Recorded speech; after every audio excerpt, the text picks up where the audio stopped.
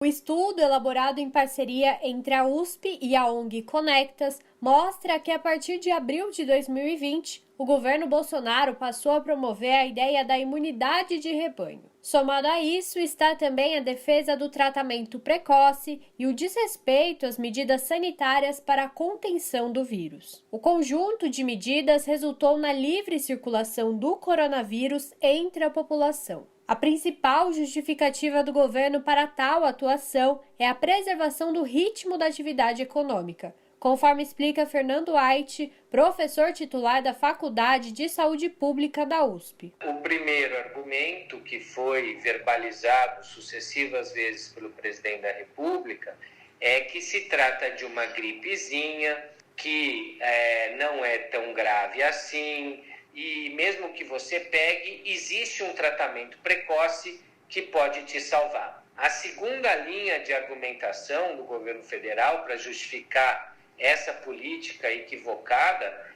é que a economia não pode parar. Medidas de distanciamento social, uso de máscara, evitar aglomeração, são medidas que sufocam a economia e então não faz sentido nenhum você apostar na adoção dessas medidas não farmacológicas, que são as únicas que realmente protegem além da vacina. Para a formulação do estudo, os pesquisadores coletaram informações de 3 de fevereiro de 2020 a 28 de maio deste ano. Foram usados 3 tipos de evidências: atos normativos, como os vetos presidenciais, atos de governo, como omissões relativas à gestão da pandemia, e propaganda contra a saúde pública, a exemplo de notícias falsas e informações técnicas sem comprovação científica. Segundo Rosana Rocha Reis, professora doutora do Departamento de Ciência Política da USP,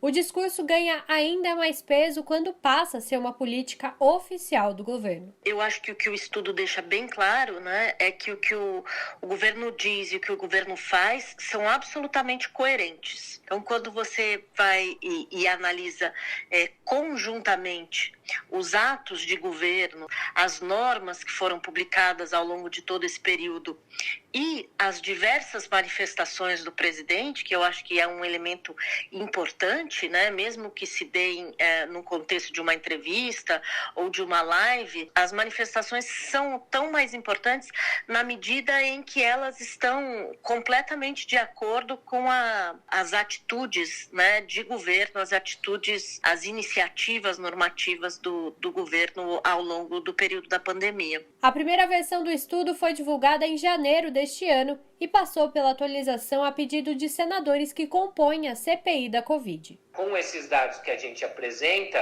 fica cada vez mais evidente a responsabilização dessas autoridades públicas federais pelo que está acontecendo no Brasil, pelo número de mortes que temos, e isso pode fazer com que os órgãos de controle responsáveis por dar início e andamento aos processos de responsabilização possam, com esses dados e outros que os complementem, fazer a devida persecução penal para penalizar todos aqueles que contribuíram para essa tragédia que a população brasileira vive nesses anos de 2020 e 2021. Isso é um estudo que demonstra, digamos, que o governo federal tinha consciência do que estava fazendo e teve vontade de tomá-las. O que a gente buscou demonstrar aí é que essa política, longe de ser fruto de incompetência ou simplesmente negacionismo ou, ser alguma coisa improvisada, é uma política bastante coerente, uma política coesa, cujos os elementos aí que a gente elencou nessas 3 dimensões, ela caminha na mesma direção. Júlia Pereira, Rádio Brasil Atual. Atual.